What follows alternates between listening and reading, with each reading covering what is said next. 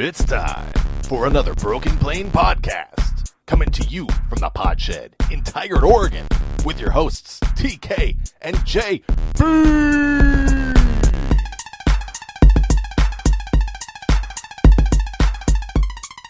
Welcome to the Broken Plane Podcast, Season 2, Episode 20, the Big 2-0. I'm JB. I'm TK. How you doing, TK? I'm good. I'm glad we're back. I'm glad it's almost the regular season. Very close. Very close. So much fun stuff. You know, I forgot to mention something. I think it was last week's episode. 51st episode today.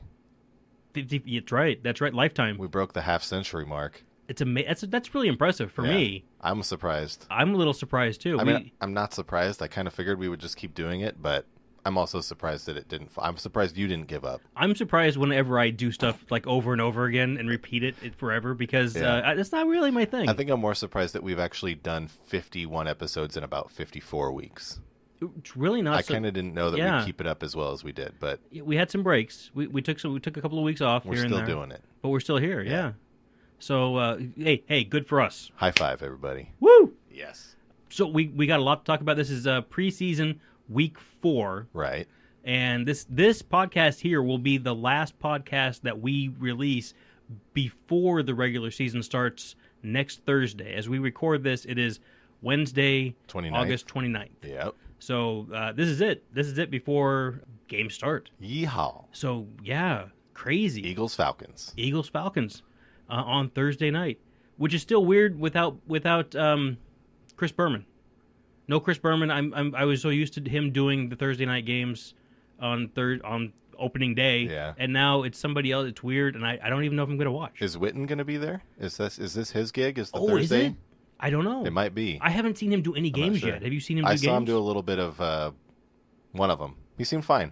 Okay. I'll be curious to watch the full thing and pay attention to him, but I think I wasn't immediately annoyed by him, so I think he'll be, if nothing else, completely average vanilla. He'll be just fine. He won't be Tony Romo. He won't be annoying, but he might be amazing. Okay. Yeah. All right. Solid. I'm going to look forward to it. Why don't we jump right in with Twitter Fan of the Week? Yes. Another Fan of the Week this week at RichBoyHawkins1. I don't know his name. It's not on there. It's at RichBoyHawkins1. 77 and 11. It's a record of some sort. I'm not sure what. Maybe no, it's not the Marlins. I think they're the opposite. I think they're 11 and 77 or something like that. But he's a Dolphins fan. He's in Orlando, but he's a Miami Dolphins fan, which is too bad. I don't know much else about him except that he was spamming a whole lot of Power Rangers tweets the other day. Power Rangers tweets. We're following him too. Solid. And apparently it's the 25th anniversary of the Power Rangers, and they're celebrating with the Super Ninja Steel, whatever that means. The what? I have no idea. Okay. But I'm glad that he's happy and excited about it, because being a Dolphins fan, he doesn't have much else to be happy and excited about. True that. So it's good that he's got something to look forward to. But now he's Twitter Fan of the Week for the Broken Plane podcast, and that's something. That's right. That's something. Now he's got two things to look forward to. So now, yeah. That's right. Wear it, a badge of honor, I think. If he wants a badge of honor, we'll send him one. We will? Yeah, he can print it out or something. Anyway, thanks to Rich Boy Hawkins. Hope you're listening. Rich Boy Hawkins 1. Give him a follow on Twitter if you're a Dolphins fan or a Power Rangers fan. And we're glad to have you. You can check us out on Twitter at The Broken Plane. Instagram at The Broken Plane, although we never check that, so don't look for us there. Facebook, The Broken Plane NFL Podcast. YouTube, The Broken Plane Podcast. Did you see we got a comment? On YouTube? Yeah. No. I got to bring it up. I forgot about it until you just mentioned it now. We got a comment from recently? Over the weekend. I think it was over our Souths episode, though. Not the Easts. Oh, okay. Or the Wests, which was the last one we did. Not the most recent. The comment is, I hate you guys. Yes. Rusty Miller of the internet 3 days ago posts, I hate you guys. I can understand why he'd be angry. His name's Rusty. It's tough. I wonder how much he listened to, though. I would like Rusty, if you're out there, if you're listening to this episode on YouTube, which is just a weird thing to do anyway. But if you're listening to us, we'd love to hear more from you, because we want to improve and make you not hate us, I think. It depends on what we'd have to do to make you not hate us. I don't know if I'm willing to go through with that. But that seems like a lot of work. Either more, I want more communication from you, Rusty Miller. So get at us. That's exciting, though. If you want to have a comment on one of our YouTube videos, and we'll talk about it because we don't get comments, go ahead and leave one. I hate letter U guys. Yeah. That's it. That's the Not feedback. even good enough to get the full word U. Nope. He's like texting us That's me right here. in the heart. Oh, my heart. I'm over it. Okay. Moving on. Anyway, yes, we're on Facebook, or whatever this one is, YouTube. And you can email us as well, thebrokenplanepod@gmail.com. You can also catch us on SoundCloud, and we are on Spreaker. Yeah. And then we're on iTunes and Google Play Music and Google Podcasts, though apparently our podcast shows up like 2 days later on Google Podcasts. That's a weird one. I haven't been able to figure that out. I'm not sure why it's happening. Because we'll post, and I'll go check it, and it says it's there, but then people can't find it. Yeah, and I'm just, it's very bizarre. And then it just pops up, and it says it's been there for 2 days. Yeah. So who knows? Who knows? One day they'll figure their stuff out over at Google. They're starting up. It's okay. They'll get there. Anyway. So, hey, the Great Big Broken Plane Fantasy Football League. That's right. We're all filled up. The draft is Saturday. I'm excited. You know what's fun? We've even got a group of guys that are here in Portland we're going to meet up with and draft with them. Is that a thing? Yeah. Nice. At least one of them has confirmed that he's going to meet up with us. We might have Sean and at the Bad Bob. Nice. Who might also meet up with us at a Buffalo Wild Wings or something. Sweet. And then we can all draft together. Any excuse to hit B-dubs. I'm there. I'm there. Check out Buffalo Wild Wings, our unofficial sponsor for today's show. Our sponsor who is not giving us anything at all. We're going to pay them for the privilege. But we love them so much that we're going to plug them anyway. Anyway, yes, the Broken Plane Fantasy Football League, the Great Big Broken Plane Fantasy Football League, it is officially a thing that's happening. The coasters have shipped. We'll get them next Tuesday, I believe. Nice. And then we will be soliciting addresses from strangers to send them their free gift. Yeah. If they want them. If you want a cool coaster. That's right. We'll take some pictures. We'll take pictures and send them out. Yeah, and the good news is we ordered way more than we need for the fantasy league. So if you do something extra special that I don't know what that would be yet, we might just go ahead and send you some. Or there might be other ways that you can win them throughout the year. It's good to have swag on hand of charge, that we can hand out. Yeah, or we might just leave them in restaurants and bars that we go to so that people see them and say, what's this? I'll check it out. That's guerrilla marketing? Is that what that is? I think so. Okay. Why don't we continue with Kwik-E-Newz before we jump into the meat and potatoes of this show? It's going to be real quick this time. More quick than it ever was last year. Abbreviated. When we spent a lot of time in a lot of them. First thing up, a big one. Teddy Bridgewater of the New York Jets no longer traded to the Saints. It's not a bad get for the Saints. Yeah.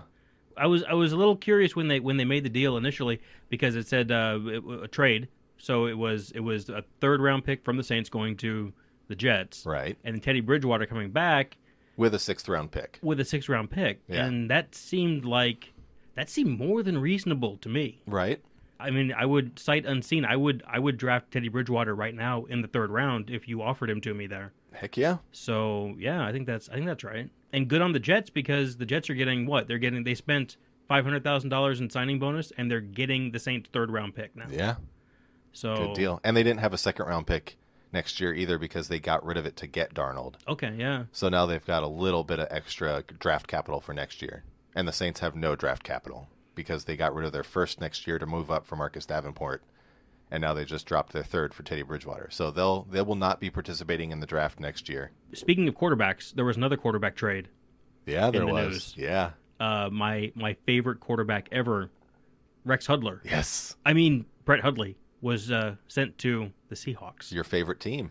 That is my favorite team, the Seattle Seahawks. Yes, they traded to get a quarterback who didn't do good last year to back up their quarterback this year. Well, he's not ready.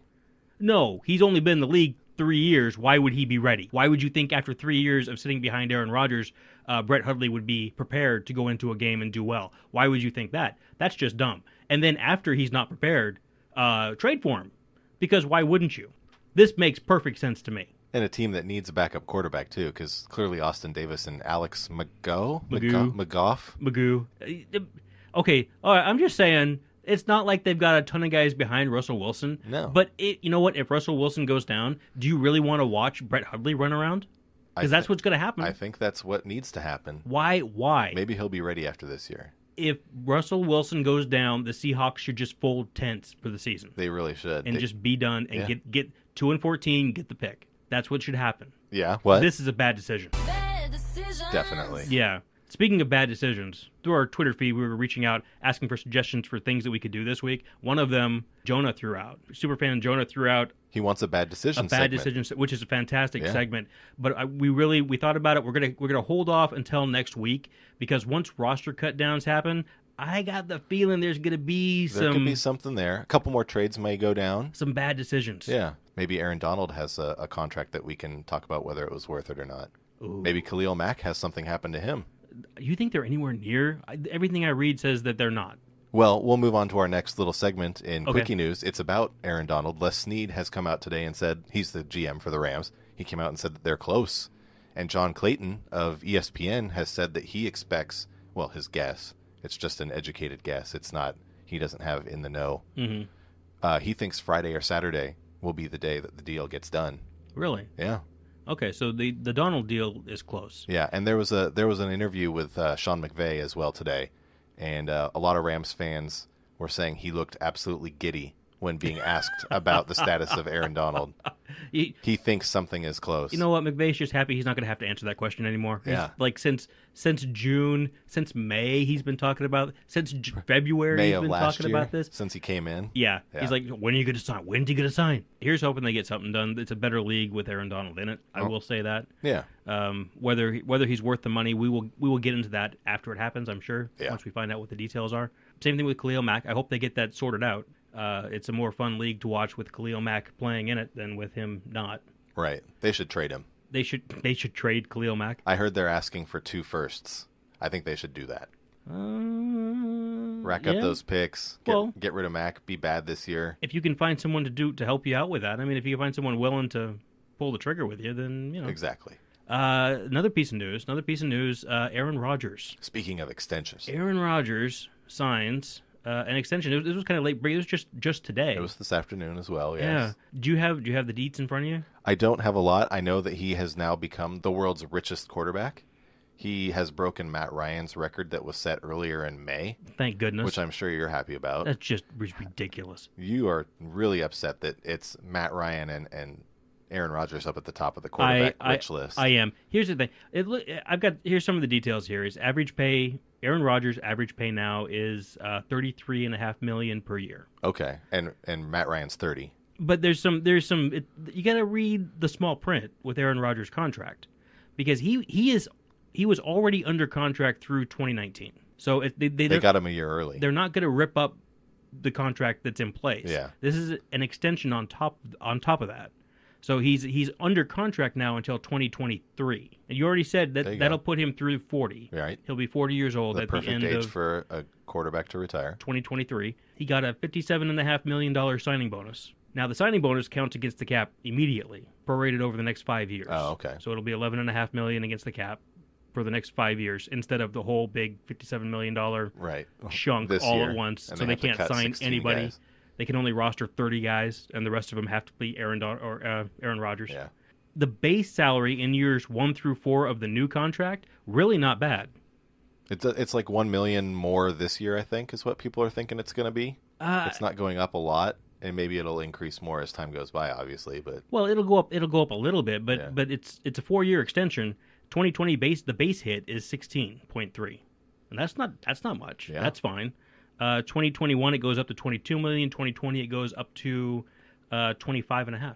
Okay. And then in 2023, 25.5. Honestly, $25.5 million for a quarterback, that's not a lot. The cap hit over that same amount of time, there's only 3 years when the cap hit goes over $30 million. Oh, that's nice. Yeah, so this contract does not ruin the Packers. No.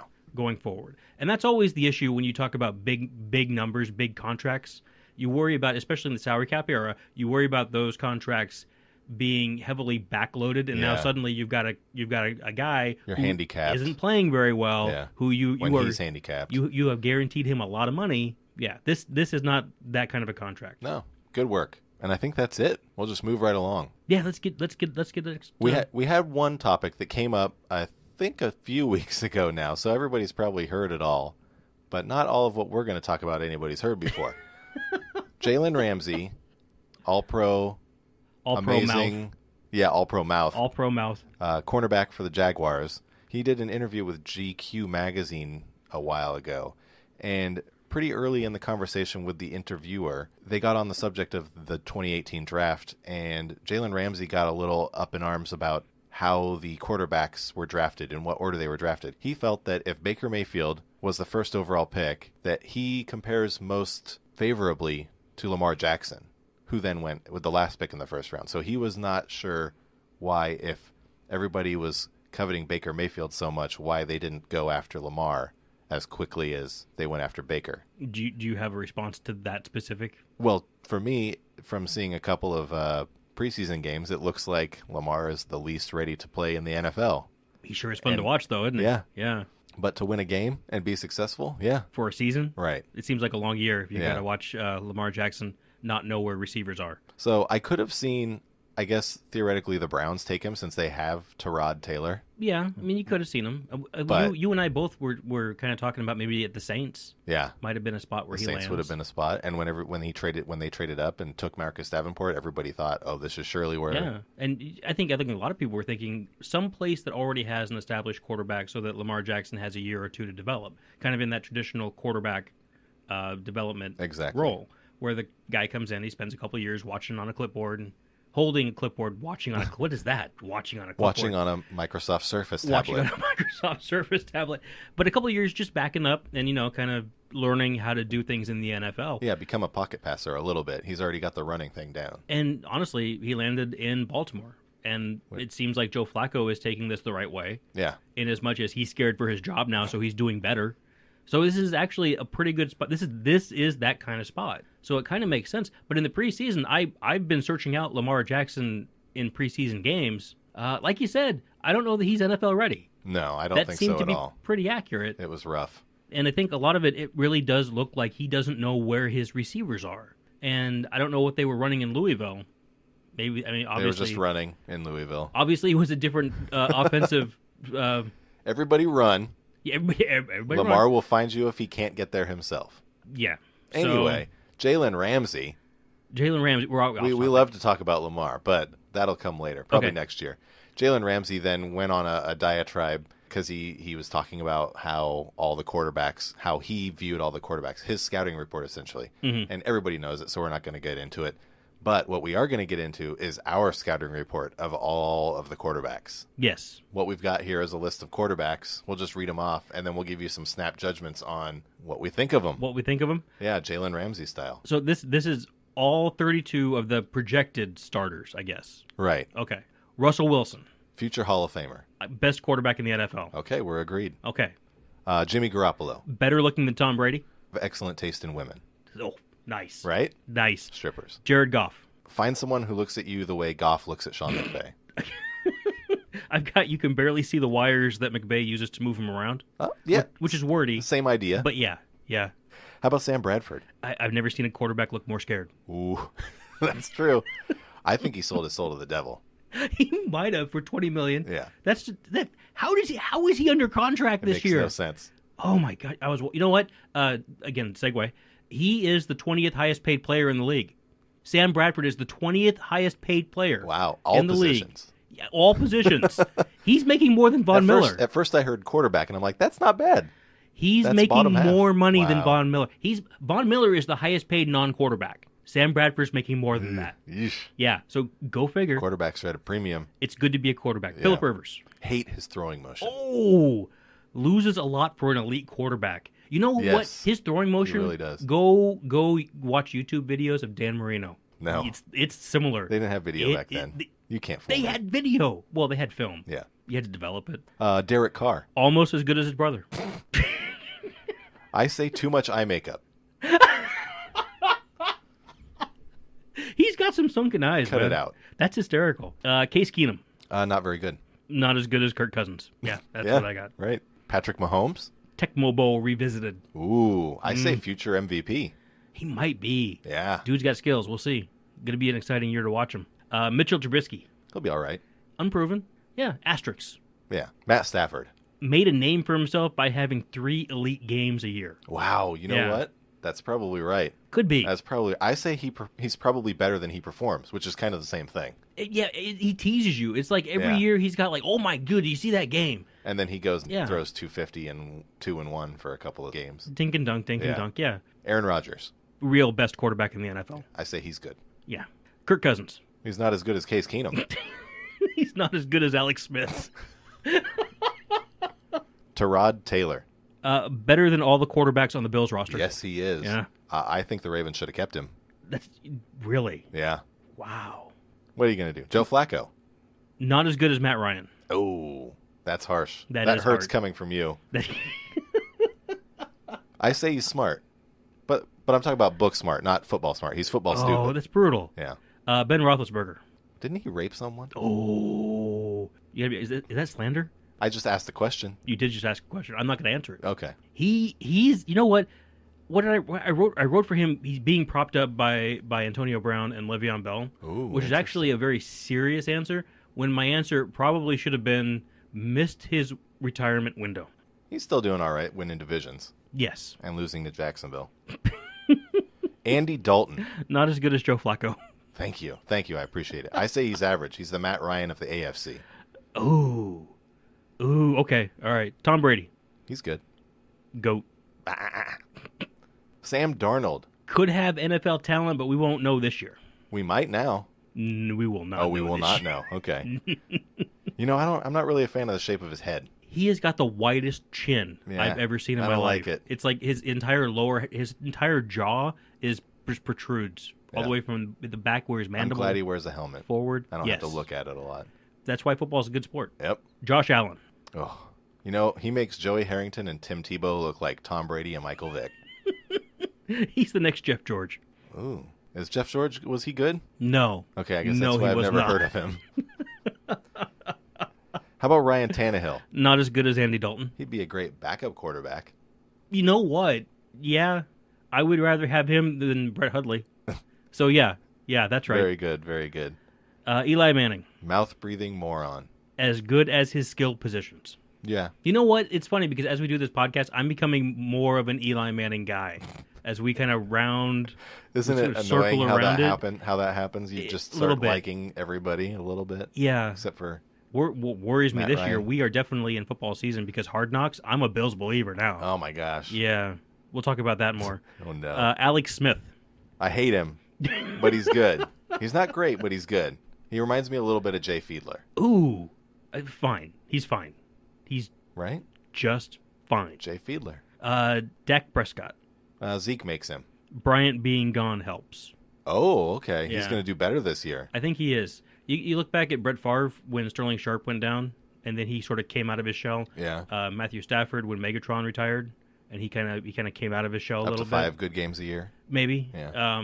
But I think not having that number one receiver is going to help this year. Okay. Nick Foles. Oh Lord. That's all you have to say. That's it. I say he's Case Keenum, but he wears a ring. That's what accurate. Drew Brees. He's good. I got C. Phillip Rivers. I'm going to look. Loses a lot for an elite quarterback. Yes, he does. Yes, this is true. Jameis Winston. Don't worry, he'll screw it up. I say talented but stupid. You know what? I am miffed with him. Yeah. Because everything you see about him on the football field, he is the guy that you want on the football field. Right. And he just cannot get out of his own way off the field. Just frost me, that guy. I'm pretty much in the same spot you are. Don't disagree with that. Enjoy your 3-game hiatus, Jameis. Matt Ryan. Reminds me a lot of Sage Rosenfels. Trash. He's your Josh Allen. But you know what? I'd take Josh Allen over Matt Ryan. Oh, no. I despise him. Oh, no. I'm sorry, Matt. Matty Ice. The Natural. Cam Newton. I've got C. Drew Brees. Which is C. Phillip Rivers. Which is... loses a lot for an elite quarterback. Right, there you go. Same boat. Dab on him. That's what I say. Dab on him. Nice. I don't know if he still does that, but he should. Marcus Mariota. As a lifelong Duck hater, I gotta say, I'm glad to see him continue to fail in ideal circumstances. It just hurts. Proof that nice guys finish last. Yep. You know what? It has been his year to really come on for the last 3 years. Ever since he's been playing football. Well, NFL football. Yeah. He was, in college, he did okay. He did. He did fine. He lost the national championship. He did not win a national championship. In ideal circumstances. They weren't ideal. Yeah. They were like the top scoring offense in the world ever in college football. Was it Ohio State? It was Urban Meyers and that cheat factory. It was the cheat factory in Ohio State. They got outplayed bad. Anyway. Deshaun Watson. Best quarterback in the AFC South. Just the AFC South, huh? So far. Okay. I have future Hall of Famer. You know what? Both those things I might be correct. Look at the other quarterbacks in the AFC South. I mean, who do you got? You got Andrew Luck, you've got Blake Bortles, and you've got Mariota. Yeah. Who would you take right now? Probably Deshaun. Yeah. So I think all he's things a future being Hall equal, of Famer, so I'd definitely take him. I would like to say I would take Mariota, but I think maybe Deshaun. All right, Blake Bortles. Josh Allen, basically. Best tight end playing quarterback in the NFL. What about Trey Burton? He's a quarterback. He's an actual tight end. Quarterback it's the playing opposite, tight end. Yeah. He Okay. could be the best quarterback playing tight They need end. to switch. Blake Bortles is the best tight end playing quarterback. So if the Bears and the Jags made a swap, yes, Bortles would be an all-pro tight end. Yeah. And Trey Burton would probably lead the Jags to a championship. He couldn't do any worse. I'll call That's up. all I'm I'll saying. call up Coughlin. That would be an interesting. You know what? I want to see that now. Okay. Well, no, because with Blake Bortles, what's going to happen in Jacksonville? 3 years from now, when Josh Allen's rookie contract doesn't get re-upped, they're going to take him in Jacksonville, and then game on. But I want to like Jacksonville. I'm just waiting for Bortles to go away. He will when But I don't Josh Allen gets I like there. Josh Allen even less. You will love Josh Allen in Jacksonville. All right, we'll see. And we'll wrap it up with Mr. Andrew Luck. Best Civil War reenactor in the NFL. He's so good. He is fantastic. I say shave the beard, man. It looks terrible. He's cleaning it up now. Is he? It's not so much of a neck beard all the time. It's just scraggly and ugh. Time to fix that. You got to do something. I don't know what you got to do, but it can't stay like that. So all right. That was our Jalen Ramsey segment. Hope that it made you laugh once or twice. How could it not? Yeah. Now we're going to move on to some more topics that our listeners, that our fans gave to us after we solicited them. Yeah, it was easy doing the show this week. Right. We didn't have to, we still had to do the research, but we didn't have to think of what we were going to talk about. So, Thinking is my weak point. first up, That's new where I listener, fall down. member of the Great Big Broken Plain Fantasy Football League, and he told me how to say his name, so I think I'm going to get it right this time. Austin Regier. I hope I got that right. Regier, yeah. At @A_Reg8. He's a Rams fan. Give him a follow if you like the Rams. If you're a Seahawks fan, don't follow him. He's a Rams fan via the East Coast, though, isn't he? He's in Kansas, I believe. Oh, so Midwest. Okay. Yeah. That's not bad. St. Louis, that makes sense. Yeah. That makes sense. His question, he says, big signings in Cincy and extensions for Geno Atkins and Carlos Dunlap. Do you think it's all for nothing? Oh, Cincinnati. So Cincinnati gave Geno Atkins, who's their star defensive lineman, a 4-year, $65 million extension, which will take him through his age 34 season.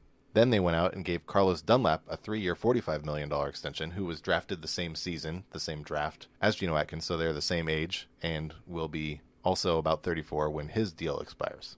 Also a defensive lineman. They are the Bengals sack leaders, franchise-wise. Dunlap has 64.5 and Geno Atkins has 61. Mm-hmm. So they're effective in their combined 16 years with the Bengals. They've given them over 120 sacks. Well, just last season, they combined for 16.5. Yeah. That's 16.5 out of the 41 total sacks for the team. It helped them win some games. So that's, yes. Or not lose more games, I guess. And have you watched Geno Atkins lately? Yeah. As a defensive tackle, he is one of the better defensive tackles in the league. If he was dropped on my doorstep, I would start him right now. Is it a good deal for Geno Atkins? Geno Atkins will be 34. He'll be 34 at the end of this contract. Yeah.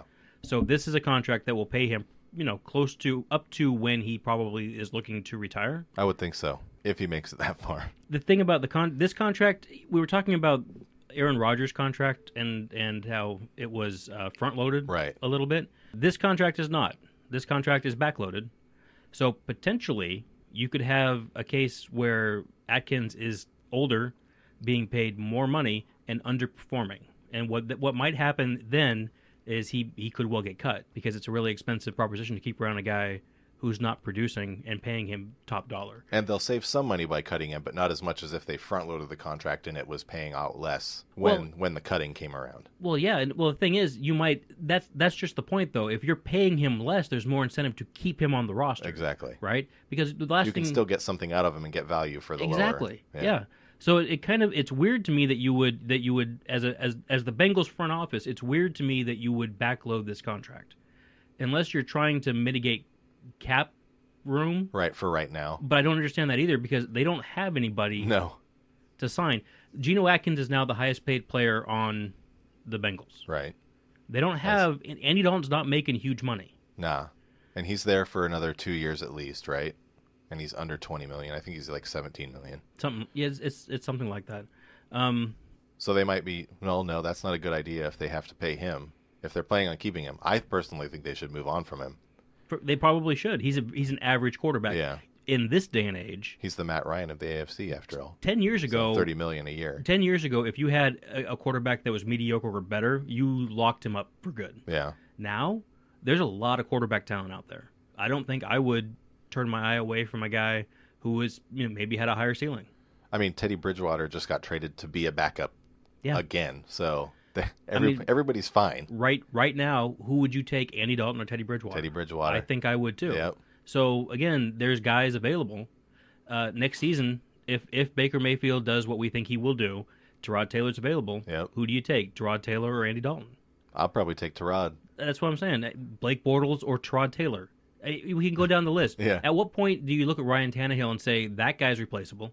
Oh, I already do. So yeah, I think you're right. But getting back to Geno Atkins and Carlos Dunlap, to lock these two guys up was a great move for the Bengals. I think it's a great move for Atkins and Dunlap if they play out their contracts. If they can stay healthy and they can get all the money. None of this money is guaranteed. There's lots of talk in the last few days about guaranteed money. Kirk Cousins had a fully guaranteed contract. Aaron Rodgers, a lot of that money was guaranteed, not all of it. Odell Beckham Jr., we're going to talk about him in a minute. Lots of guaranteed money. These two contracts, no guaranteed money. Perfect. Exactly what you want. So I think they did the right thing, though, because I think the defense is where this team needs to start. They still need to find their quarterback before they're really going to be able to push for anything. But I think their defense, with these two guys locked up, they've got a couple other guys like Carl Lawson, and they drafted a third-round rookie Sam Hubbard also on the defensive front. So they've got a good set, and then they picked up Preston Brown as a linebacker, so they can pair him with Vontaze Burfict. And then the secondary is their only real issue, and I don't know exactly how good it's going to be. They cut one of their better secondary guys, most people thought, George Aloka. So maybe they're doing a little bit better than I think they're going to be in the secondary. So they could have a pretty high defense. Well, they could. It's not going to matter. They're going to go 8-8 just like they always do. Yeah. And they're not going to make the playoffs. And Marvin Lewis is going to come back again for the 2019 season. No, Marvin out. He's got pictures of somebody. That guy has no business being an NFL head coach anymore. At least not for this team. At least not with what he's done there. I don't understand how he keeps his job. Pictures. Yeah. That's it. So, yeah. That was part one of Austin's question. Part two. Do you see the big payday for OBJ having an effect on his play? Positive, negative, no effect. What do you think, JB? Do you want to talk to should we say what he got? What happened? He got a 5-year, $90 million extension. $95 million? Excuse me. He got it's a 5-year. I've got $90 million written down. I have 95 on mine. Okay. I don't know. It's at any rate, it's 5 years, $95 million, $65 million is guaranteed. That's what was reported. Yeah. That's what happened. We can talk a little bit about how it's structured because, again, structure is very important with this. Mm-hmm. Will it affect his play? Not short term. He's going to come back from the injury that he had last year. It was a broken bone in his ankle. It was, 9 months ago? Yeah, I think it was pretty soon in the season. Maybe it was even the first month. It was like October, maybe. Yeah. So it's been not quite a year. So that's plenty of time for a bone to heal. He's had all that time to rehab. The guy's probably coming into this season in better shape than he ever has. I would imagine so. Because all he's been doing is working out, targeting this date. And he didn't get beat up last year. Yep. So he's fresh. Yeah. He's probably going to be a beast this year. It wouldn't surprise me at all if he had a heck of a year. We're talking maybe 100 catches, maybe 1,400, 1,500 yards. So he might set a record for himself. Yeah. Because as high as, I think, 1,412 touchdowns.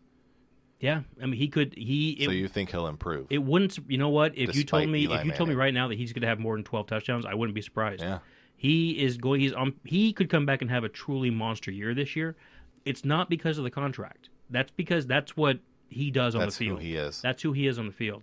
What should worry you if you are an OBJ fan, or more specifically, if you're a Giants fan, the way the Giants did this contract, they heavily front-loaded it, which is exactly what you should do.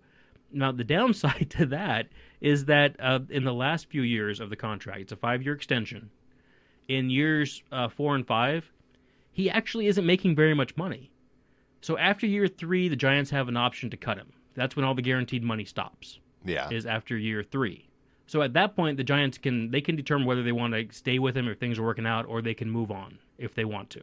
If they choose to pick up those options, which they do by signing a check for the roster bonus that he gets on the 3rd day of the season or whatever the magical day is, all they have to do is write a check. If they choose to do that, then he'll continue to be a Giant. But at that point, OBJ will not be one of the highest paid receivers in the league. So it kind of depends on where you want your troubles to be, and if you think OBJ is going to be looking at his contract and kind of using that to rack and stack himself against the rest of the league. I mean, if he keeps going for 1,500, 1,400, and 10-plus touchdowns, he's surely going to think he needs another extension. He would think, yeah. Re-up on that money. He's going to go from a base contract in his base payment in 2019 of $16 million, $14 million in 2020, $14.5 in 2021, and then down to $13.75 for 22 and 23. And again, and he'll only be 28. He's still going to have at least 2 or 3 years left in him.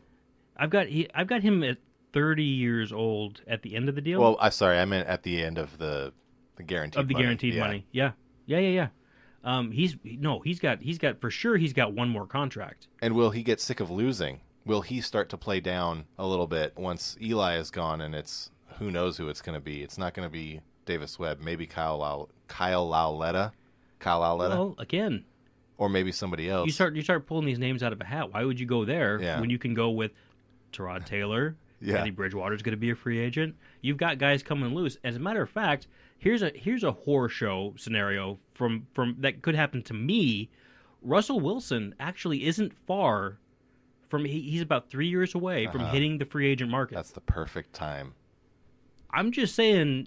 What do you think about Russell Wilson in Giants blue? Throwing to a bunch of good players like Saquon and Odell and Evan Ingram. Yeah. Yeah, that sounds pretty good to me. That sounds horrifying. Wouldn't really have to change colors. That would be terrible. But the point is, there's guys coming loose. Yeah. The key to any free agent now, and I don't know why more guys don't do this, you have got to hit free agency. You've got to hit paying off big. The open market. Yeah. Look at Sammy Watkins.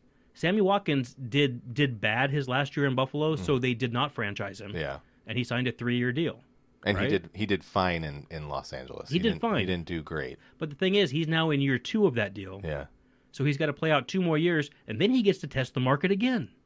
Right? Every time you hit that open market, you're giving yourself an opportunity to just cash in. Yeah. And when you're one of these franchise guys that's actually good at football, you can definitely take that risk and get out there. Yeah. I mean, Aaron Rodgers, it's great that he was extended. It's great that he got, an extension that paid him a lot of money. Mm-hmm. But how much money do you think he'd be worth on the open market? Right. Do you think he's worth $33 million? On the open market, I think Aaron Rodgers is probably worth closer to $40 million a year. So, yeah. So, was it worth it? If the player is happy with the contract, yes. If the player and the team are happy with the contract, it was worth it. Sure. But if you've been listening to the show for any length of time, you know how I feel about wide receivers. I think they're overvalued. I think you can win with less than elite wide receivers.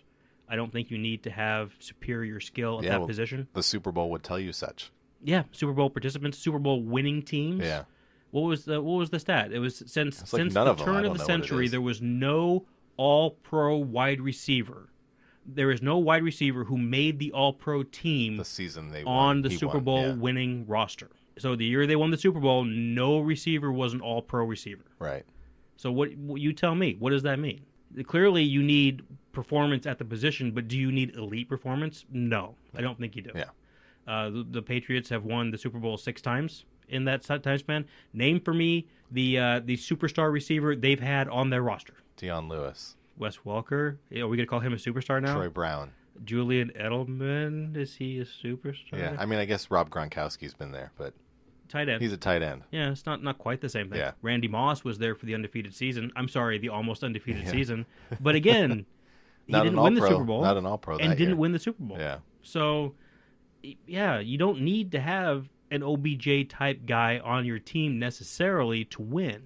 It helps. Hines Ward has got a couple. I think he's got one ring, and he was a great help to the Steelers. But he wasn't an All-Pro that year. He made the Pro Bowl, but he wasn't All-Pro. So yeah, good on OBJ for getting his. I'm happy for him. Did you see the dance he did in the locker room? Yeah. Yeah. Him and Sterling Shepard. That was it's always good to see. His ankle's fine. He was moving good. You know what? It's great, and that kind of stuff's fun, and I enjoy it. Yeah. I'm happy for him that he got paid. I think he deserved to get paid. All the stuff that he's done, he's deserved to get paid. In the offseason this year, he did hold out of the preseason games, but he made it to every OTA. He made it to minicamp. Right. He made it to He training was with camp. the team, just not playing. He did everything that he needed to do, and I respect that. Which is not to say that I have less respect for Aaron Donald and Khalil Mack, because you know what? Holding out is part of the business. Yeah. So it makes sense to me either way you want to go about it. Your careers are short, and you need to cash in. There's not going to be a second chance to go around and do this. Nope. So good on him, and yeah. Thank you for that. Okay. Next up, we got another submission from another listener, Jay Lewis at J5, but it's FJVE. Yeah, I butchered that in one of my solo episodes. It's too tough to do. It wasn't that tough. I was looking at it going, that's probably going to be an I, but then instead of pronouncing it with an I was like, Fajiv, which is stupid. FJive. That was totally wrong. Yeah. That was embarrassing. Jay said, well, you can give him a follow at JayFJVE. He asks, since preseason is coming to an end, what are your early predictions on offensive and defensive rookie of the year? And which teams do you have to finish in the top 3 for offense and defense? So we'll start with offensive rookie of the year. Who do you have? Well, here are the guys that I'm looking at thinking this could probably be, they could be in the hunt. Mm-hmm. I've got Tre'Quan Smith, wide receiver for New Orleans. And the reason I'm thinking... Interesting. The reason I'm thinking he might have a shot is because he's kind of in a position battle right now with Ted Ginn Jr. Mm-hmm.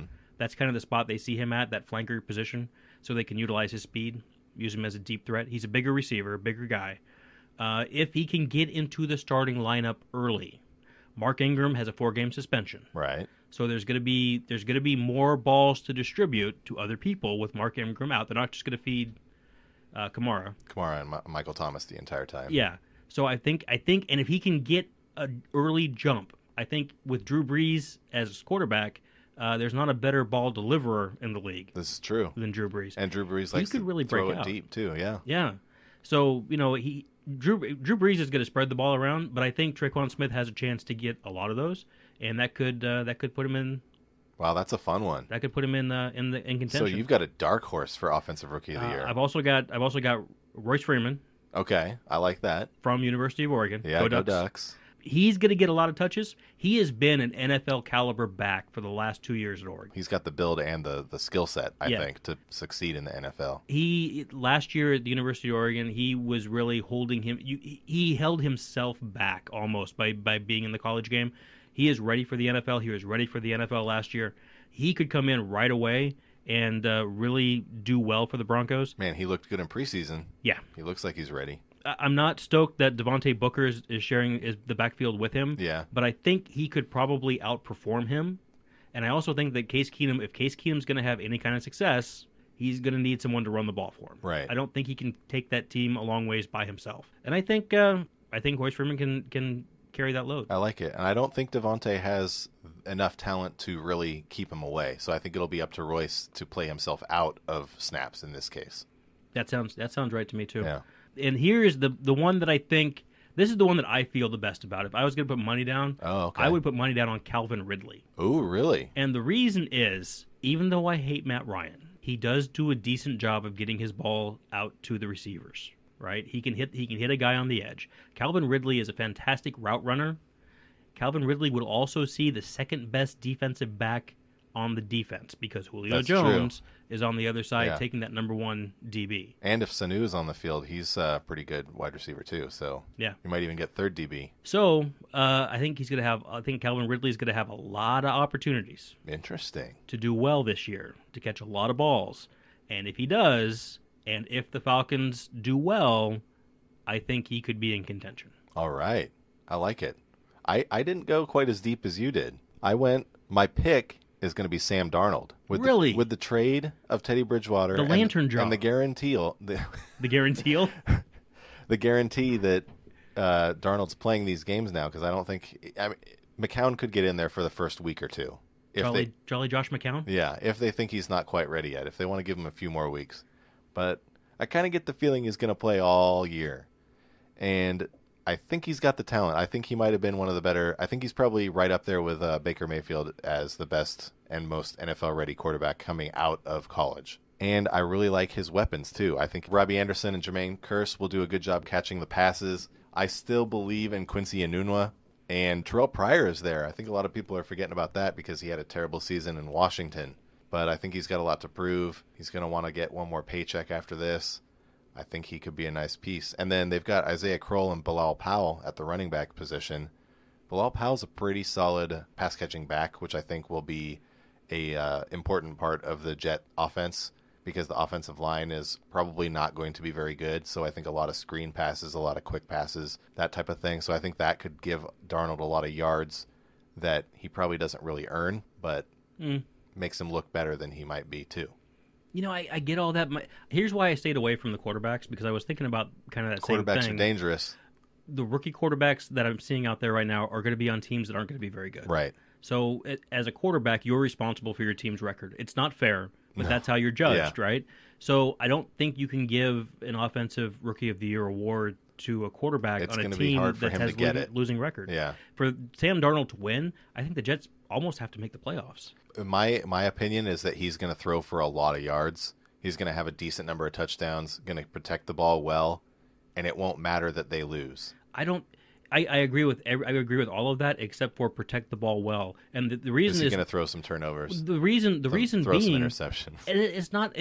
This isn't going to be his fault. He's going to find himself in the fourth quarter behind. Yeah. And you're going to have to make a play. And he's going to have to force balls because that's how that works, right? So he's going to get I think there's going to be an uptick in turnovers. Probably. Because of that. More than 20? I hope not, but maybe. It could well be. You know, if they go 4-12, he could throw for 4,500 yards, and they could still be 4-12, and he could still have, 18 touchdowns and 25 interceptions, right? That's true, yeah. And it wouldn't be, you look at that and like, that's a pretty bad line, but you're like, you know what? He did what he could with what he had. Yeah. It's not that he played poorly, it's that he was put in spots where he had to make those kinds of decisions, and he had to push the ball. Very true. So, again, I felt the same way about Baker Mayfield. I'm watching Hard Knocks, and I love that guy. But, again, it's the same kind of thing. In the real season, I don't know that they're going to have the opportunity to be as careful as they need to be as rookies. A lot of it's going to come down to whether they win some games. Yeah, same thing in Arizona with Josh Rosen.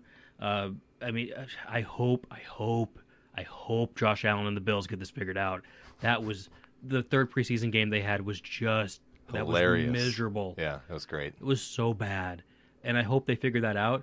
But it's the same kind of thing. I just don't think they're going to be put in spots where they can be successful, and I think that's going to hold them back from the postseason awards. Right. My other pick, my safe pick, is Saquon Barkley. I feel like he's probably odds-on favorite to win Rookie of the Year, so it's kind of a boring pick. Yeah. But the only way I really think he doesn't win Rookie of the Year is if he gets hurt or if he's just really not that good. First of all, no, he's that good for sure. Good. He's really good. I stayed away from him because it's a pretty obvious pick. Yeah, it's a gimme pick. But also, I'm not convinced that the Giants are going to do well this year. Does it matter for a running back if they do well, or do you just not think he won't get the numbers because they're not going to be running? Yeah, that's what I think. Yeah, I think that if they have troubles, he's not going to get as many looks, as many touches as he could. He's still going to be he's going to be involved in the passing game, right? But I just don't think his numbers will be as good. No, I don't think running backs are held responsible for wins and losses, not like quarterbacks are. Who won it last year, Alvin Kamara or Kareem Hunt? Or were they They tied. Did they? So they both got it last year. So those are our offensive rookie of the years. Rookies of the years. Rookies of the year. Rookie? Those are our offensive Roys. Who do you got for defensive rookie of the year? I didn't write anything down, but the guy I got is Bradley Chubb in Denver. I was watching, and this is, again, small sample size. I was watching preseason week 1, got a safety against the Bears. Mitchell Trubisky. He got him in the end zone. Trubisky kind of fumbled the snap. Oh, yeah. And then Chubb was right there. Chubb, I think the reason he fumbled it because he saw Chubb coming. Said, oh, my goodness, the bad man's coming. No, not already. But yeah, I think he's gonna be great. Especially he's set up well with Von Miller over there, and they've got some talent on the front as well. Anyway, I can't think of the other players. Adam Goetz, Pecco Domata, is that his name? Domata Pecco. Got it backwards. They got some guys up there, so Chubb will have his way for a good portion of the season, I believe. I went a little bit deeper, but not much. Roquan Smith, the holdout. That's a good one too. I liked him a lot when we did our scouting. I like that he ended up in Chicago because they have a good defense around him. And he pretty much goes in as a starter at linebacker. Might not make it there for week 1 because he held out, so he's not quite ready to... Well, he might not be ready to play with the team yet. But they're saying they're still not ruling him out as a week 1 starter, and he could still play week 1. Mm-hmm. I assume he just wouldn't get a ton of snaps. But he can do everything. He's fast. He's an explosive player. He can tackle. He can rush the passer. He's decent in passing situations. And I just think he'll do it all. Couple of sacks, interception, 100+ tackles, force a fumble. Why not? Nice. And why wouldn't the Bears get another middle linebacker? Yeah. That's a stud. That seems like. Top 3 offenses. We'll go back and forth here. My number 1 offense, I think we're going to go by yardage. So yardage gained for the offenses, yardage allowed for the defenses. And we're putting these in order? Yeah. Did you put yours in order? I did not. Okay, that's fine. I'll snap judge. That's fine. Okay. Number 1, Los Angeles Rams. It's yardage. Right, yardage. Okay. Yardage gained. Top offense. McVay, Jared Goff, Todd Gurley. I think Goff takes another step forward, gets a little bit better, gets over 4,000 yards. I think Brandon Cooks helps. Development of Gerald Everett and Tyler Higbee at tight end. Josh Reynolds is looking like he's going to be used a lot more in the wide receiver game. Cooper Kupp's going to get better too. Why not? Yeah. Why not? Good offensive line. Yeah. There's not much to argue there. That's all I have to say about that. Yeah, that makes a lot of sense. They're my number 1 pick. My number 1 pick would be the Patriots, simply because they've been hovering around the number 1 spot for the last 4 years, 4 years. Last year, they put up almost 400 yards a game. Wow. 394.2 yards per game. Yeah. What was that? Did you get the rank? That was first. Oh, it was? Okay. In yards for, yeah. Also 28.6 points per game. Yeah. The offense is prolific, and they seem to be able to do it with smoke and mirrors. I mean, they did it with the roster has been churning for the last 4 years. They are weaker. Excuse me. There is less depth at receiver now than there has been. Right. That is an area of concern, even for me, a guy who doesn't think that, a stable of receivers is required. They really don't have anybody. With Edelman out, it's even worse. Chris Hogan's not bad. He's not bad, but who's after Chris Hogan? But after Chris Hogan, then it gets real dicey because it's Philip Dorsett, who's a first-round pick, but wasn't able to do anything in Indianapolis. Or in New England last year. Well, yeah. Then they picked up Cordarrelle Patterson. I don't know, was he a first-round pick? Well, years and years ago for the Vikings. I think he might have been a second-round pick. Okay, but he was a high pick, and then he also went to didn't play. Oakland He's been in hibernation in Oakland the last couple of years. So he's so who knows what he's going to do? Yeah, and then Eric Decker decided to retire instead of play, and Kenny Britt got released. Yeah. So it's thin. They've got the receivers, but it could easily fall apart. It could, but I'm still. And you know what? I'm done. I am done playing with the Patriots until somebody knocks them off. Yeah, they're just my number 1 offense, and that's just it. I think they've got the best leadership group, even with Josh McDaniels. I'm not a Josh McDaniels guy. I think the guy's a flake, but that group with him as the offensive coordinator, Tom Brady as the quarterback, they seem to do well in a lot of different. Well, they've seen it all. They've done it all. Yeah. It's hard. How do you bet against him at this point? So there you go, Pats. Cool. Number 2 for me is the Packers. With Aaron Rodgers coming back, I like Devontae Adams a lot. I think he'll be able to take up what Jordy Nelson left behind. Randall Cobb is there for now, though there's talk that they're shopping him because they don't care about him anymore. It's cold-blooded. A deep cut for me is Jake Kumerow. wide receiver for the Packers. He's not even guaranteed to make the roster right now, but Aaron Rodgers said he loves him. He says he's just got instincts for days, and he's everywhere he needs him to be when he needs him to be there. Who's that name again? Jake Kumaro. Nice. He's injured right now, which is why he might not make the squad, but he could get put on the practice squad and then get called up if they do get rid of Cobb at some point, or just when they discover that all their other wide receivers are not that good because they drafted like 3 of them. Wow. And then they also picked up Jimmy Graham, which I love. I think that's a great pick. I think he'll go over 1,000 yards. You know what? I'm so disappointed with Jimmy Graham's performance in Seattle. Yeah. But yeah, I think that's a fantastic pickup for Green Bay. He's gonna really break out. And then I like their trio of running backs and Aaron Jones, Jamal Williams, and Ty Montgomery. I think together they make a great real life football unit and a terrible fantasy situation. Yep. So that I sounds think it'll right. work out well for them. Well done. My number 2 spot, I've got the Rams for all the reasons that you said. The one thing that I was looking at that might hose them a little bit offensively with the improved defense, they may not have to put up the numbers that they had last year. So that could reduce their total yardage and could their get into points. some blowouts early and put some backups in, or just kind of take the foot off the gas a little bit. Yeah. Well, the urgency isn't there. Or, if you've got a game, try to keep scoring points. You've got a game in hand and it's going fine, your game plan is fine, you don't have to extend. Yeah, right? That's true. And there's nothing wrong with that. That's how you play football. But that's you settle fine. for field goals, and Greg Zuerlein ends up as the leading point getter. Could be. Maybe he was last year. I don't remember. Anyway, so I was looking at them as my number 1 team. That's the reason why I took them down a notch. Yeah. I don't think they need it. I don't think they need to be the number 1 offensive team in order to win games. Yeah. My number 3 is the Houston Texans. No, Ooh, shut baby. up. I am in love with Deshaun Watson, and I'm not afraid to admit it. That guy is amazing. I can't get enough of him. I can't wait to watch him. He's the the Houston Texans are the number 3 best offense in the league. Yardage-wise, yes. That's no. That's crazy talk. That's wrong. I can't wait to come back to this at the end of the year.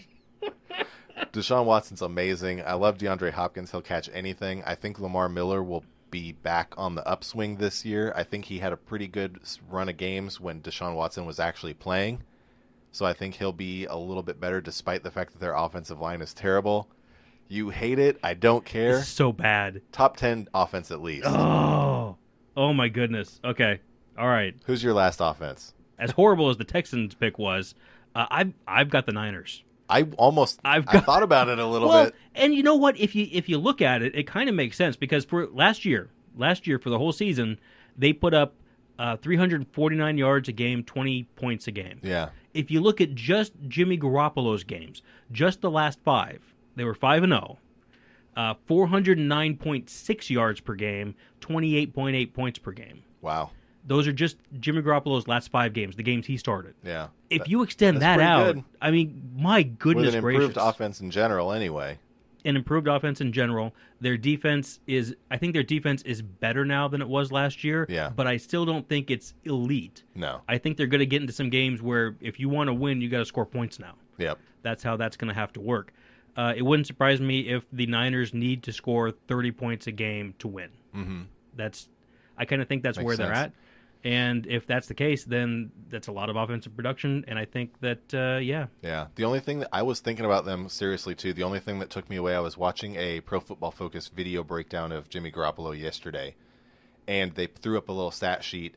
And a couple of the stats up there, granted it's like 7 games, so how much can you take from that anyway? But a lot of the deep passing routes, and I think even the mid routes, Jimmy didn't have a very high rating as far as PFF goes. So take that with a grain of salt too. They like him on the small and intermediate routes, but not so much the long routes. So I think while he's good, he might not be able to pick up as many yards as I required out of my top 3 offense. Okay. To get there.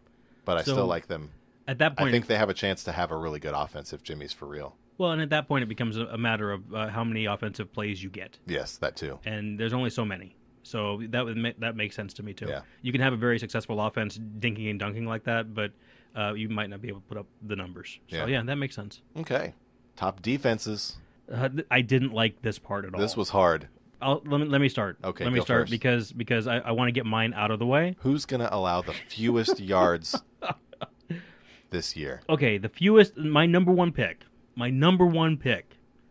The Jacksonville Jaguars are going to allow the fewest yards this year, and there's a couple of reasons why. First of all, they're very good. Very good. Secondly, they play in the AFC South. Very bad. Not very bad. As but... up as you are on Houston, I am almost that much down on them. Oh, no. Yeah. So the AFC South isn't stacked. The Colts and the Titans and they're all question marks on the offense. Texans. They could all be not very good. Terrible. Yeah. We thought they were all going to be great last year, and then the Jacksonville Jaguars won the thing. Which makes no sense to me at all. But I think the Jags are going to have a fantastic year, and I think that it's up to every other team to prove me wrong. Right. So, good luck.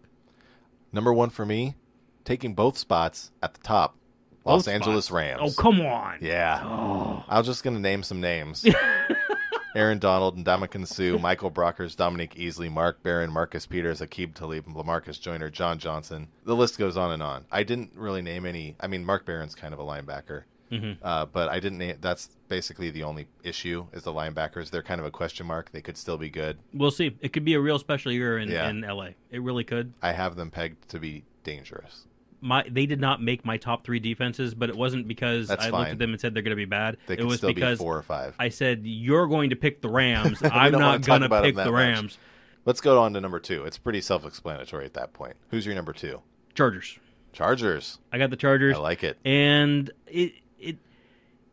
I've got the Chargers. Last year, they were pretty good defensively. I think Derwin James is going to help them this year defensively. I also think that in order for them to win games, they're going to need to do it defensively. I'm not a huge fan of what I'm seeing from their offense right now.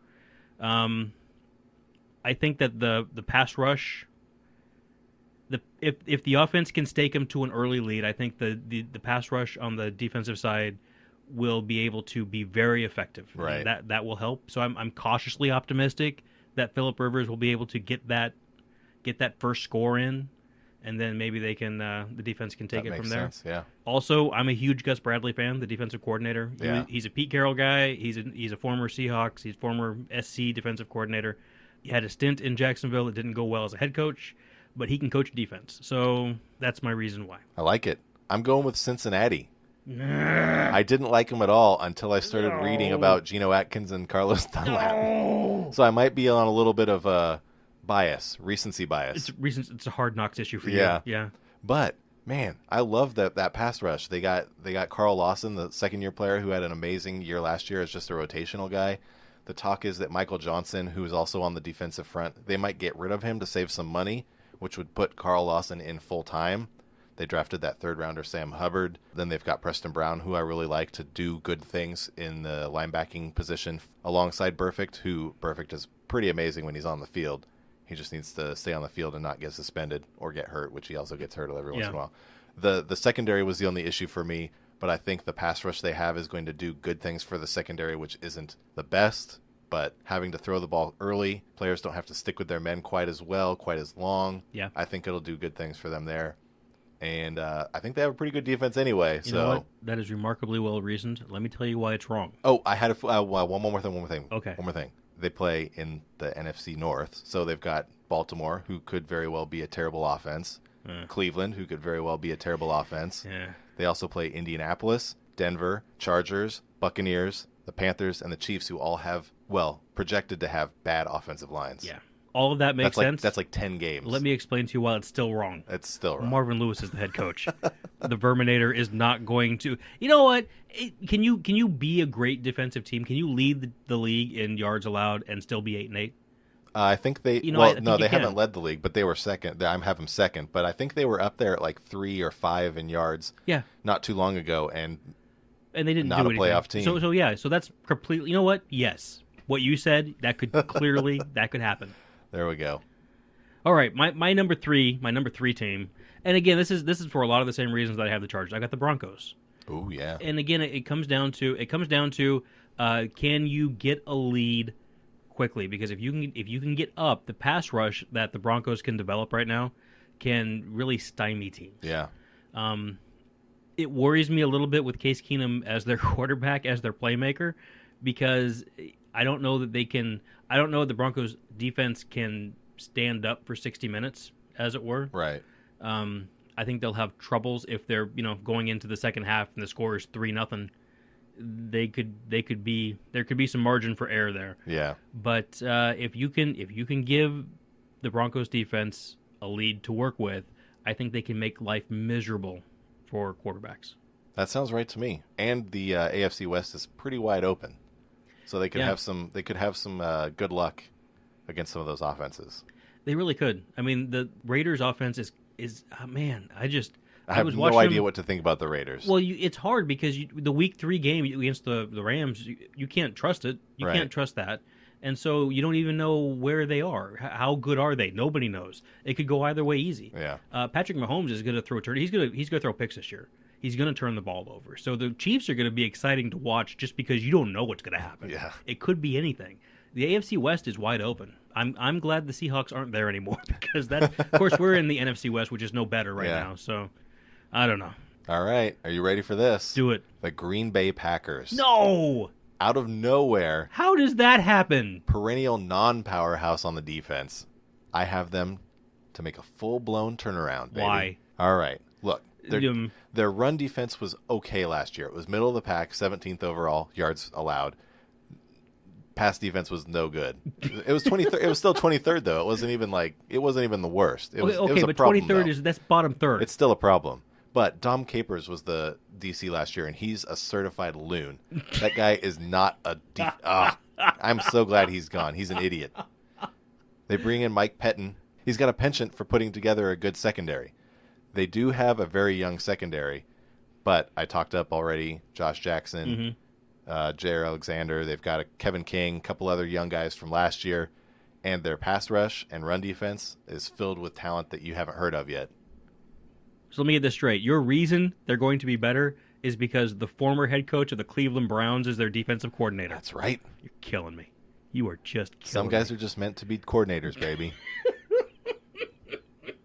Everything's going to come together. Kenny Clark, Mike Daniels, Clay Matthews, Blake Martinez, and Nick Perry. Okay, out of all the names you've mentioned, I know two of them. Right? You That's just the killed. thing. No, That's no. it. That's why you have no idea where it's coming from. All of a sudden. Where's the buzzer? Give me the buzzer. I want the buzzer. That's Yeah. That was not the buzzer. Oh, how dare you? How Nice. dare you? Get your hands off of my buzzer. The Packers. Really? Okay. You know what? Come talk to me in December, baby. Honestly, the Packers is no worse a choice than the Chargers. I felt weird putting the Chargers down. Right. The Chargers did very well last year defensively. I was really surprised. I'm not a huge stats. I don't go review stats at the end of the year, so I really had no idea. The Chargers were very high last year defensively, so I was surprised.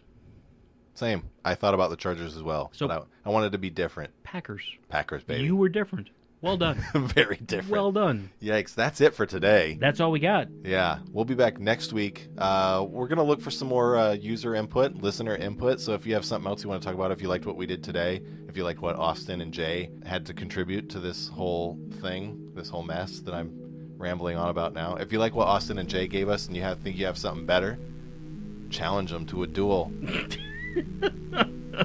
That seems excessive. Or just let us know. Yeah, just let us know. And I really had a lot of fun with it because it makes our show prep really much easier. Yeah, this was fun. So I like doing top threes. That's always great. I get to be stupid and say dumb things like the Packers are going to have a good defense. Just killing me. Wow, Packers. Okay, so until next week. I'm TK. I'm JB. Have a good night or day.